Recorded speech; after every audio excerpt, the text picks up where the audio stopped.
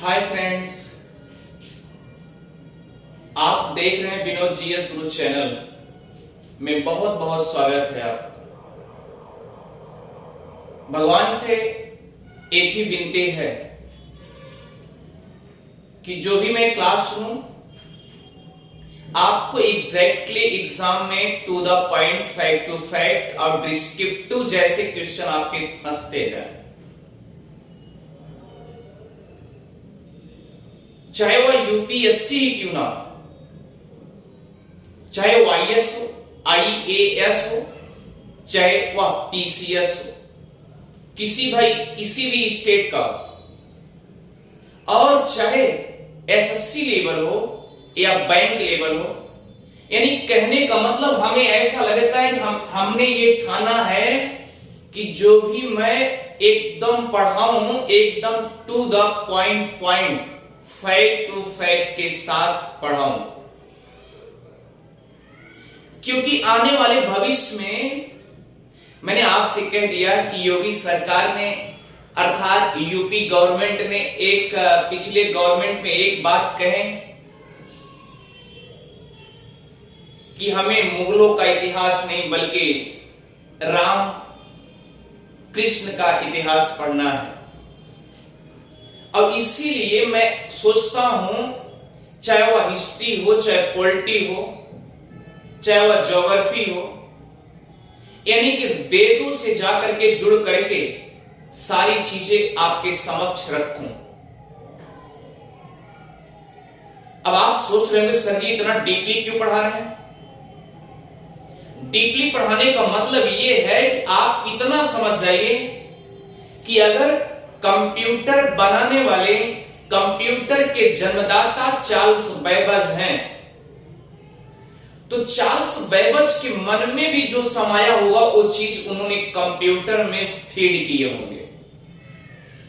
तो क्या human nature, अगर कंप्यूटर को बनाया जा सकता है तो कंप्यूटर को हैंग भी किया जा सकता है। अगर कंप्यूटर का हैंग किया जा सकता है तो उसे बनाया भी जाता है। तो बनाने वाला तो एक इंसान ही है ना। इसका मतलब यह है कि जो आपकी इंटेलेक्चुअल इंटरनल है, जो भी आपके मन में विचार उठ रहे हैं उसे आप भी व्यक्त करने के लिए स्वतंत्र हो। प्यारे, एक चीज मैं बताना चाहूंगा, मैंने ये ठाना है ज्योग्राफी, हिस्ट्री, पॉलिटी, मैथ और रीजनिंग। मैथ में अर्थमेटिक, अंक गणित,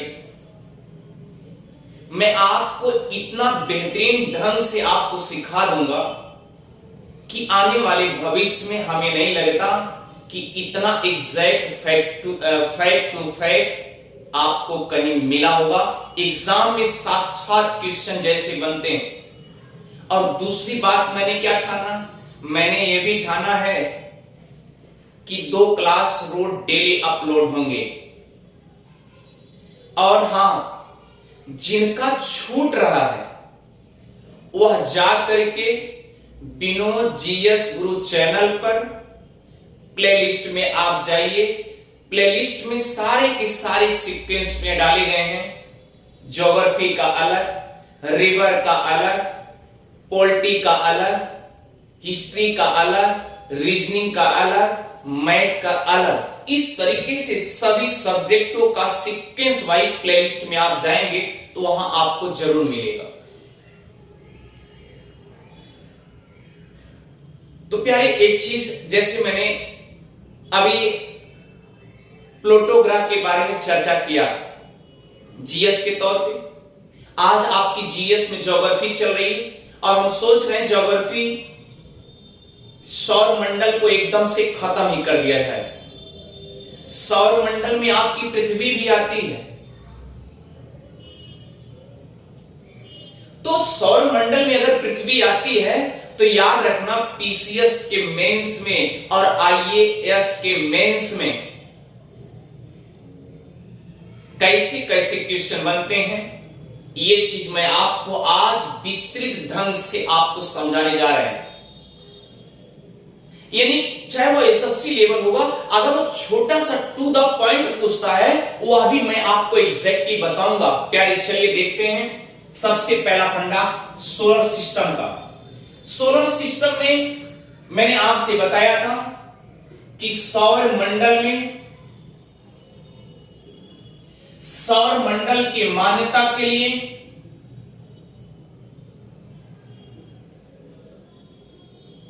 ध्यान दीजिएगा, स्पेशली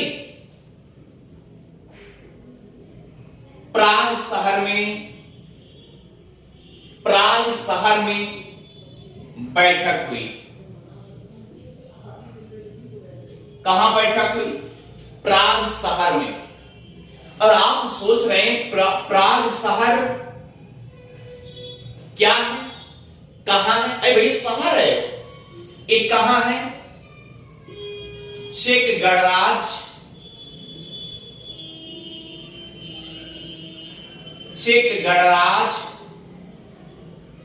की राजधानी,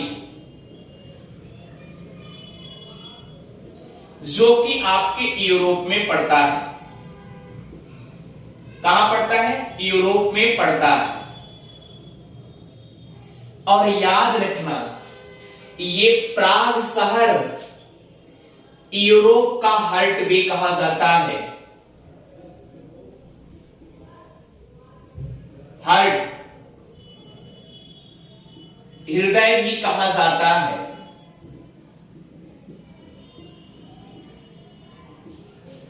क्लियर?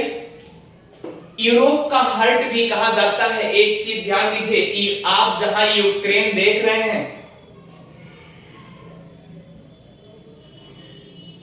यूक्रेन के पश्चिम में पड़ता है, वेस्ट में प्राग शहर, चेक गणराज्य। इतनी बात तो समझ में आ गई।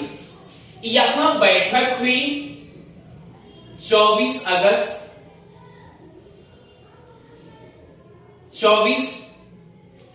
और 25 में बैठक हुई, जिसमें 2,500 खगोलविदों ने हिस्सा लिया। आप सोचिए प्यारे, और याद रखना, अगर 2,500 खगोलविदों ने हिस्सा लिया, तो इसका मतलब एक देश के नहीं है, उस समय 75 देश के खगोलविदों ने हिस्सा लिया था। इतनी बात तो पकड़ में सबको आ गई होगी। बहुत मजेदार कहानी है, अभी बहुत मजा आएगा, पहले तो ये पकड़िए। अब सवाल ये नहीं है, तो प्राग शहर में ये मान्यता दी गई थी, हमने प्लूटो के बारे में आपको दिया बताया। स्पेशली आप पीछे बैक वीडियो में जाएंगे तो आपको मिलेगा। तो ये प्राग शहर में प्लेनेट के बारे में जो वेरिफिकेशन मान्यता दी गई है, वेरीफाइड किया गया कि क्या क्या शर्तें होनी चाहिए। इसी तरीके से आगे चलते हैं सौर मंडल के बारे में। ठीक है, इतनी बात तो सबको समझ में आ गई। सवाल ये नहीं है, सवाल ये है सौर मंडल में कितने ग्रह होते हैं? 8 ग्रह बताएंगे, और वह 24 अगस्त 2006 को प्लूटो जब बौने ग्रह में डाल दिया गया।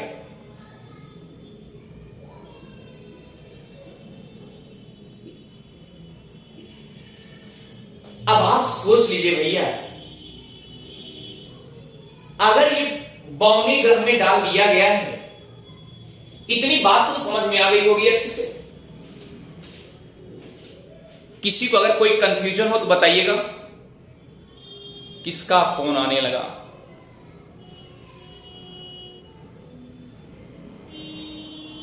चलिए ठीक है प्यारे, 1 मिनट, किसी का रिंग आ रहा था, फ्लाइट मोड लगा दें।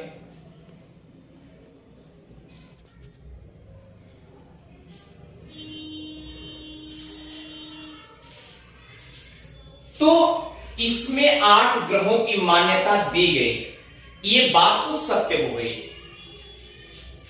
इसे 52वें ग्रह में डाल दिया गया और प्लूटो का औपचारिक नाम भी दे दिया गया।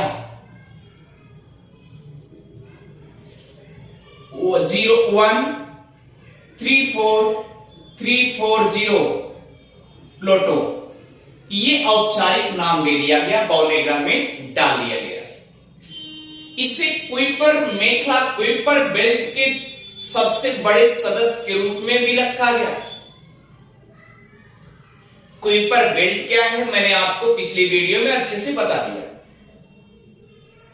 सवाल ये नहीं, सवाल ये है कि अब 8 ग्रह के बारे में क्या क्या सोचा गया, क्या क्या मान्यता दी गई। चलिए इसके बारे में हम वर्गीकरण करने जा रहे हैं। तो पहला कौन सा था? बुध, जिसे मरकरी बोलते हैं।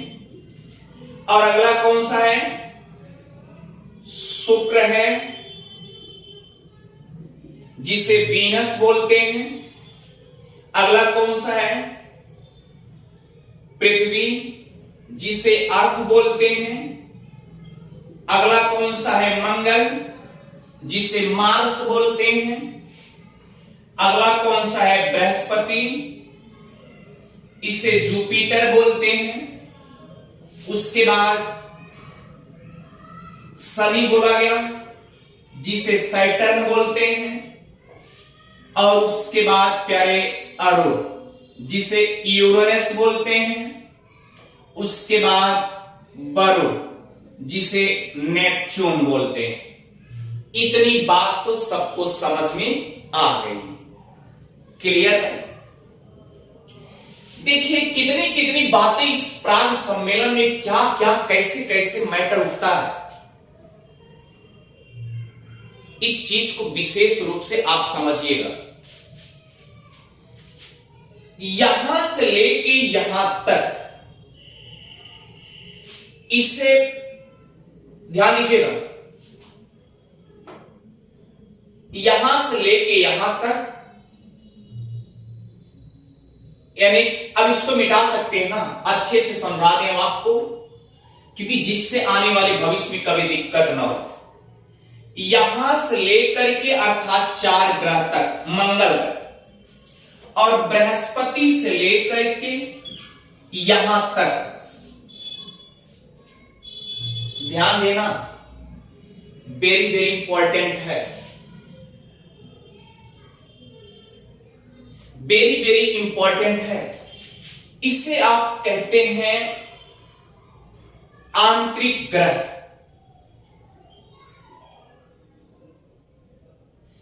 इंटरनल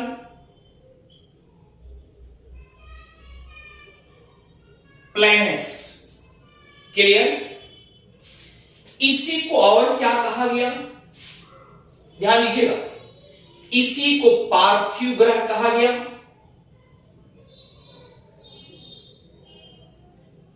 पार्थिव ग्रह। अब आपके दिल दिमाग में एक बात उठती होगी, सर जी पार्थिव ग्रह क्यों कहा गया? क्योंकि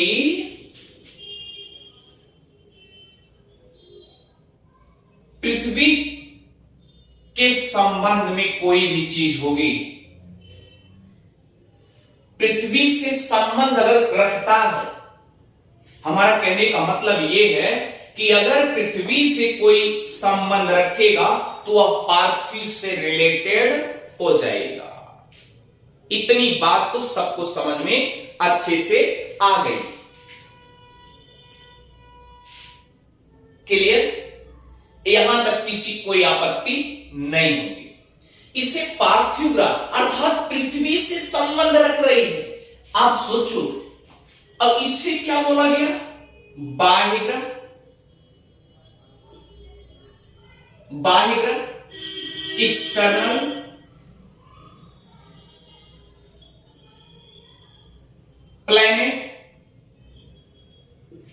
भैया इस चीज को आप देखिए, ध्यान दीजिएगा।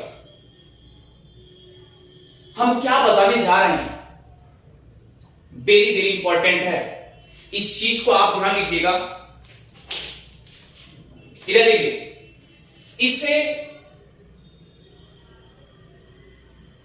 अच्छी तरीके से समझिएगा।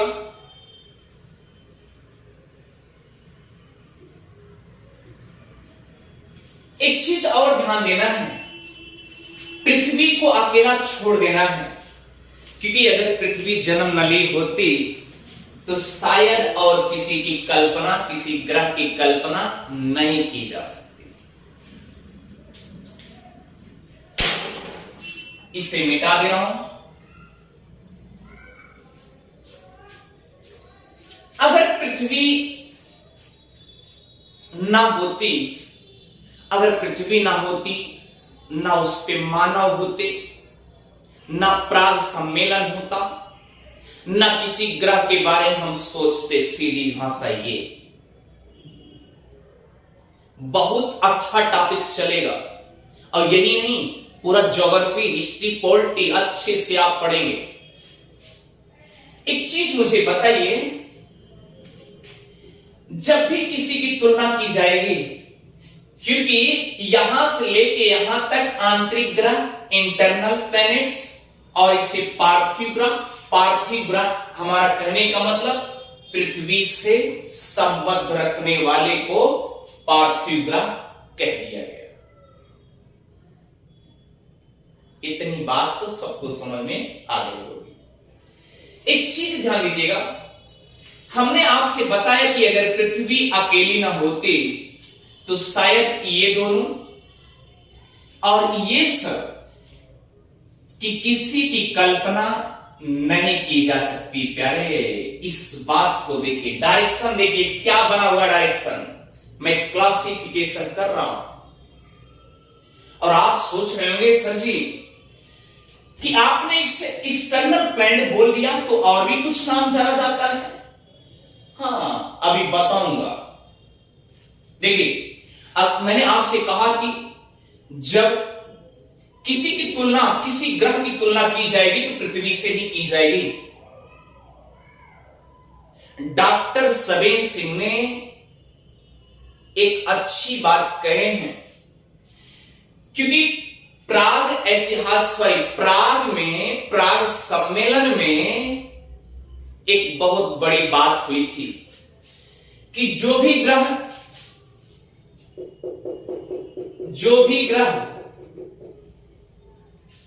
सूर्य के ऑर्बिट में रहेंगे, सन के ऑर्बिट में, ऑर्बिट मतलब कक्षा,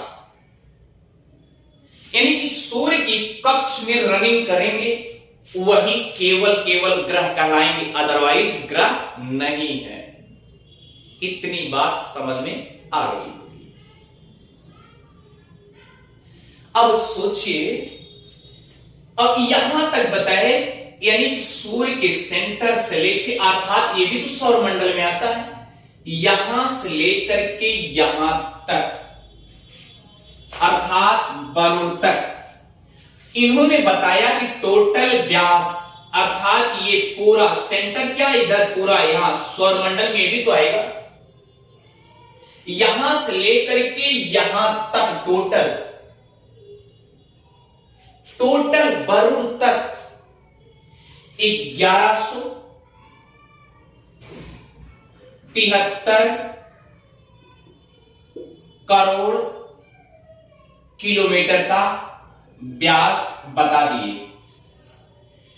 ये याद रखिएगा, एग्जैक्टली कोई डाटा दिया नहीं है, लेकिन मैं आपसे बता रहा हूं, मैं भी एग्जैक्टली नहीं दे रहा हूं, लेकिन डॉक्टर सविंद्र सिंह ने एक बहुत बड़ी बात कह दी है। अगर 1173 करोड़ किलोमीटर का व्यास बता दिए कि ये पूरे सौरमंडल का टोटल व्यास है, और ये भी बताए कि सौरमंडल में जितने ग्रह हैं, सभी ग्रह सूर्य की परिक्रमा करते हैं। दूसरी चीज, सूर्य की कक्षा में आने वाले ग्रह सूर्य की कक्षा में आने वाले ग्रह, जितने ग्रह हैं उन्हीं को ग्रह की मान्यता दी गई और उनका खुद का गुरुत्वाकर्षण है जो कि अपने आप में एक पिंड के रूप में बन गए। इसके बारे में ढेर डिस्कशन चलेगा। नेक्स्ट क्लास जब पृथ्वी की उत्पत्ति कराई जाएगी तो वहां कास्ते बफन, इमलुवन कांट, लाप्लास, रास, इस तरीके से ढेर सारे लोग आएंगे। मैंने आपसे कह दिया यूपीएससी लेवल आपको बताया जा रहा है। तो प्यारे एक चीज बताओ, सूर्य की कक्षा में यहां से यहां तक आ गए, इसका मतलब ये सभी के सभी ग्रह। क्लियर?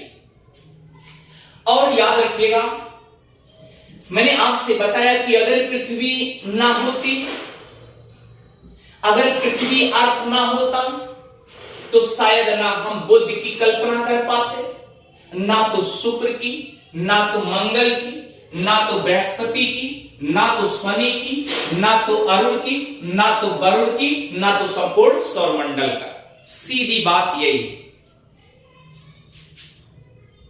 क्लियर? अब आप सोचिए प्यारे, यानी कि जब भी किसी ग्रह के बारे में हम चर्चा करेंगे तो किससे तुलना करेंगे? पृथ्वी से ही करेंगे।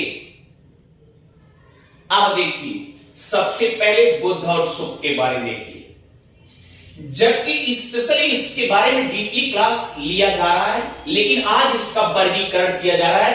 याद रखना इसे इंफीरियर प्लैनेट्स कहते हैं। इंफीरियर प्लैनेट्स, जिसे और ग्रह कहते हैं। क्लियर? और ध्यान दीजिएगा, यहां से लेकर के वरुण तक क्या डायरेक्शन बन रहा, जरा ध्यान दीजिएगा। डायरेक्शन यानी कि बृहस्पति से लेकर के और वरुण तक, इसे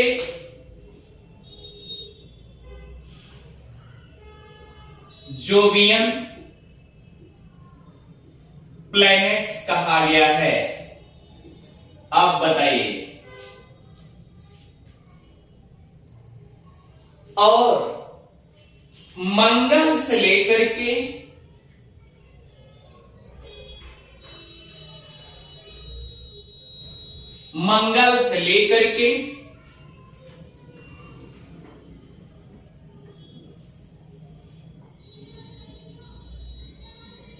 मंगल से लेकर के वरुण तक, इसे ध्यान दीजिएगा, इसे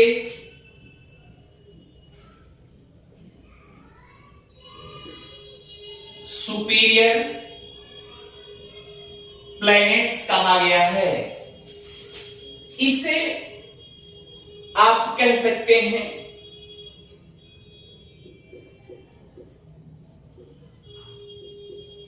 छोटे ग्रह। क्लियर? और इसे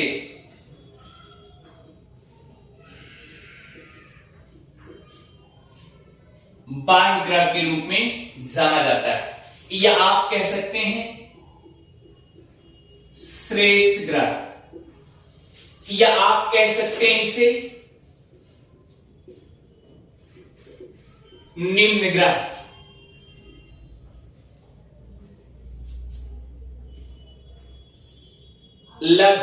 छोटे ग्रह। तो इतनी बात इसमें कह दी गई। अब सवाल उठता है कि अवर ग्रह क्यों कहा गया, इंफीरियर प्लेनेट क्यों कहा गया? यह बताया कि अर्थात पृथ्वी की अपेक्षा, यानी पृथ्वी की जो कक्षा है उसकी अपेक्षा ये दोनों ग्रह सूर्य से नजदीक है। अब यहां क्वेश्चन उठेगा, आवर ग्रह किसे कहते हैं, इंफीरियर प्लैनेट्स किसे कहते हैं? तो आप तुरंत लिख दीजिएगा कि पृथ्वी की कक्षा के अपेक्षा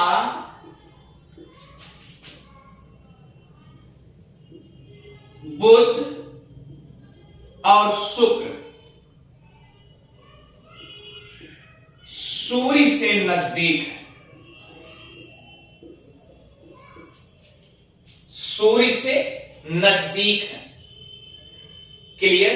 अच्छा भैया, अगर नजदीक है इसका मतलब जो दूर होगा,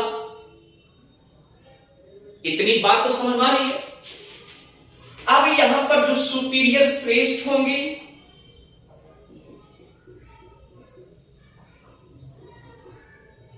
श्रेष्ठ होंगे, फिर वही पृथ्वी से तुलना की जाएगी।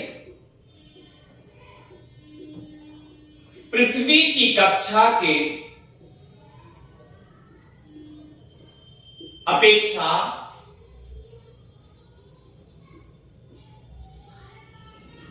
पृथ्वी की कक्षा के अपेक्षा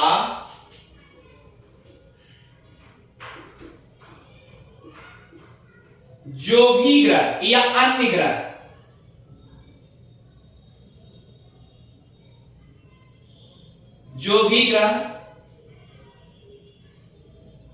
यानी कि बुध और शुक्र को छोड़ करके जो भी ग्रह सूर्य से दूरी होंगे उन्हें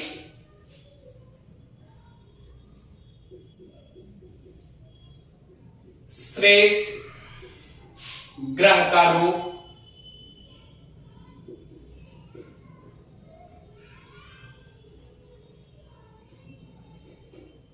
श्रेष्ठ ग्रह के रूप में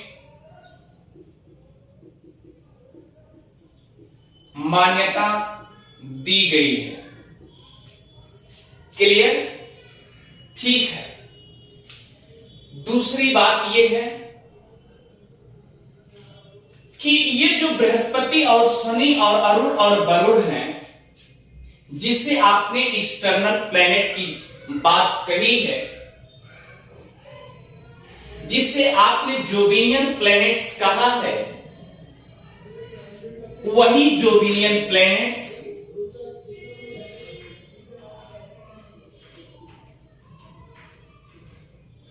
गैसीय ग्रह कहलाते हैं।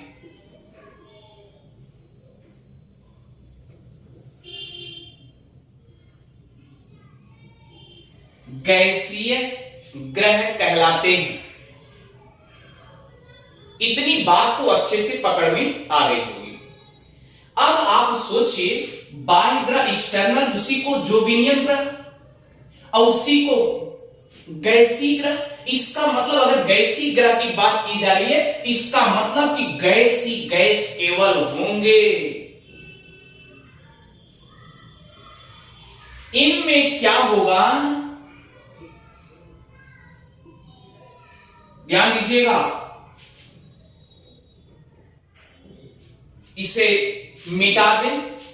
आप ध्यान दिए होंगे, यानी कि अवर ग्रह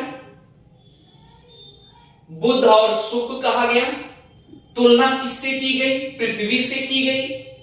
हमने आपसे बताया कि अगर पृथ्वी ना होती तो किसी की तुलना नहीं की जा सकती। और यह भी बताया गया कि पृथ्वी की कक्षा के अपेक्षा बुध और शुक्र सूर्य से नजदीक, इसीलिए अवर ग्रह की इंफीरियर प्लैनेट्स की उपमा दे दी गई। और श्रेष्ठ ग्रह सुपीरियर, पृथ्वी की कक्षा की अपेक्षा जो भी ग्रह सूर्य से दूरी पर होंगे उसे सुपीरियर श्रेष्ठ ग्रह या बाह्य ग्रह के रूप में मान्यता दी गई। श्रेष्ठ ग्रह के रूप में मान्यता स्पेशली दे दी गई। और याद रखना, यही बृहस्पति, शनि और अरुण वरुण, इसको गैसीय ग्रह और क्या कहा गया? जोविनियन ग्रह। इसका मतलब अगर गैसीय ग्रह है तो केवल गैस गैस की कल्पना होगी इसमें।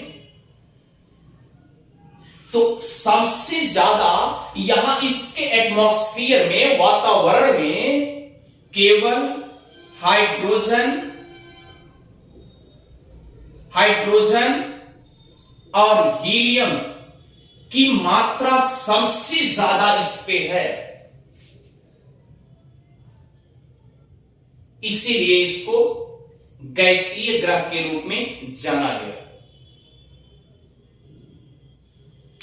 तो इतनी बात, ये देखिए स्ट्रक्चर क्या है। अगर आपसे पूछ लिया जाए कि जोविनियन ग्रह के रूप में कौन से आते हैं, तो मैंने आपसे बता दिया जोविनियन ग्रह बृहस्पति, जुपिटर, सैटर्न, यूरेनस और नेपच्यून, अर्थात बृहस्पति, शनि, अरुण और वरुण, ये जोविनियन ग्रह के रूप में आते हैं। और याद रखना, इन चारों ग्रह पे केवल गैस ही गैस है, और वो स्पेशली हाइड्रोजन और हीलियम गैस ही गैस भरे, इसीलिए इसको गैसीय ग्रह या जोविनियन ग्रह, जोवियन है, शुद्ध जोवियन है, गैसीय ग्रह और जोवियन ग्रह, इसे नाम दर्जा दे दिया गया। और मैंने आपसे बता दिया कि ये इसे, इन चारों ग्रहों को पार्थिव ग्रह के रूप में कहा गया, जिसे आप इंटरनल प्लैनेट्स कहते हैं, वो पार्थिव ग्रह के रूप में जाने जाते हैं। क्योंकि मैंने ये भी बताया कि जो पृथ्वी से संबंध रखते हैं, अगर इन चारों पे गैसीय गैस है, तो इसका मतलब इधर क्या है, क्योंकि अभी देखो मंगल पे सब लोग जा रहे हैं, मंगल पे जा रहे हैं, इसका मतलब धरातल से जुड़ा हुआ है, मिट्टियों से जुड़ा हुआ है, पृथ्वी से जुड़ा हुआ है। और जो ग्रह पृथ्वी से जुड़ी होगी, जो ग्रह पृथ्वी से जुड़ी होगी, ये मान्यता दी गई, हम नहीं कर रहे हैं अपनी तरफ से, ये मत सोचिएगा। ये प्राग सम्मेलन 24 और 25 अगस्त के डेट में 2006 में ये मान्यता ऐसे ऐसे मानी गई है। सौरमंडल का स्ट्रक्चर माना गया, और सौरमंडल का अगर स्ट्रक्चर मान लिया गया तो तुलना किससे की गई प्यारे? पृथ्वी से। क्यों? क्योंकि अगर पृथ्वी ना होती, मानव ना होते, और मानव ना होते तो शायद खगोलविद ना होते, और खगोलविद ना होते तो शायद प्राग सम्मेलन ना होता, और प्राग सम्मेलन ना होता तो इस ग्रह के बारे में हम कैसे जानते? और सीधी सी बात ये, और किसी ग्रह को हम मान्यता इस तरीके से नहीं दे सकते। तो मैंने आपसे बता दिया, ये जो मान्यता दी गई है 24 अगस्त और 25 अगस्त 2006 प्राग सम्मेलन में दी गई। इतनी बात तो अच्छे से सबको समझ में आ गई होगी। एक चीज मुझे बताइए, मैंने तुलना किससे किया? पृथ्वी से। और अगर पृथ्वी, अब सवाल है, सभी ग्रहों के बारे में तुलना हो गई, और सभी ग्रहों को क्या क्या बोला गया, और सभी ग्रह का जन्म कैसे हुआ? जब तक पृथ्वी की उत्पत्ति के बारे में नहीं बताएंगे, तब तक प्यारे किसी ग्रह की जन्म की उत्पत्ति नहीं की जा सकती। और इसीलिए आज से मैंने आपसे बता दिया कि सौरमंडल का वर्गीकरण आपके सामने किया गया है, और पृथ्वी की तुलना लेकर के, पृथ्वी से तुलना करके मैंने एक दूसरे ग्रह को एंटी क्लॉकवाइज, क्लॉकवाइज सभी तरीके से आपको समझा दिया, किसे जोविनियन कहते हैं, किसे इंफीरियर कहते हैं या किसे सुपीरियर कहते हैं। तो प्यारी इतनी बड़ी बात ये कही गई थी 24 अगस्त और 25 अगस्त 2006 में मान्यता दी गई है, और ये प्राग सम्मेलन में। और प्राग सम्मेलन चेक गणराज्य का एक शहर है।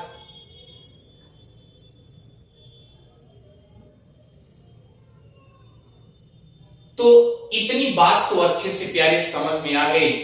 अब सवाल है कि ना तो पृथ्वी के बारे में हमने कुछ भी नहीं बताया, लेकिन याद रखना, सारी कहानी अगर पृथ्वी पे हम जन्म न लिए होते, हम मतलब खगोलविद, अगर खगोलवेत्ता अगर पृथ्वी पे जन्म न लिए होते तो किसी की कल्पना की जा सकती थी? नहीं की जा सकती थी। इसका मतलब कि आज जब भी क्लास नेक्स्ट वीडियो अपलोड होगा तो पृथ्वी की स्पेशल क्लास होगी, और पृथ्वी की उत्पत्ति जब तक छल्लों के रूप में नहीं होगा तब तक किसी ग्रह के बारे में कुछ कल्पना नहीं की जा सकती। अब आपकी नेक्स्ट जो क्लास होगी ज्योग्राफी की, वह पृथ्वी की उत्पत्ति से रिलेटेड होगा, जो कि 1745 से यानी कि 1745 से कास्ते द बफन अगर ना सोचे होते तो शायद ये स्ट्रक्चर ना बनता, क्योंकि भूगोल ज्योग्राफी की सबसे पहले सोच यूनान और रोम में सबसे पहले उस समय जन्म ले रहा था। तो याद रखना 1745 में कास्ते बफन एक टकराव का सिद्धांत दिए थे। तो प्यारे, हम चाहते हैं इतना आपको परफेक्टली रूप से पहले तो आप कंसंट्रेट हो जाइए और आप ना फैक्ट टू फैक्ट बना लीजिए, एज ए फिगर जैसे एकदम जैसे बना उसी तरीके से आप बना लीजिए। और नेक्स्ट वीडियो में आपकी पृथ्वी की उत्पत्ति यूपीएससी लेवल, पीसीएस लेवल, यानी किसी भी स्टेट का हो, किसी भी राज्य का पीसीएस हो, यहां से पूरा की पूरा क्वेश्चन स्ट्रक्चर बनेगा ये परफेक्टली रूप से। ठीक है, थैंक यू प्यारे। अगर आपको समझ में आ रहा है तो बहुत बहुत शुक्रिया। दूसरी चीज, आप हमारे चैनल को, विनोद जीएस गुरु चैनल को आप ज्यादा से ज्यादा शेयर करते रहिए और सब्सक्राइब करवाते रहिए, जिससे मुझे भी अवसर मिल जाए कि हम भी लाइव आए, और लाइव आने के बाद आपको देखो साक्षात कैसे क्लास मिलती। तो प्यारे, आज की क्लास यहीं तक, फिर मिलेंगे नेक्स्ट वीडियो में, नेक्स्ट क्लास में पृथ्वी की उत्पत्ति को लेकर के, और पृथ्वी की उत्पत्ति को लेकर के विशेष रूप से चर्चा होगी, जो कि एकदम डीपली स्ट्रक्चर के साथ विद फिगर के भी साथ। थैंक यू प्यारे। अगर आपको समझ में आ रहा है तो विनोद जीएस गुरु चैनल को आप सब्सक्राइब करना ना भूलें। Thank you.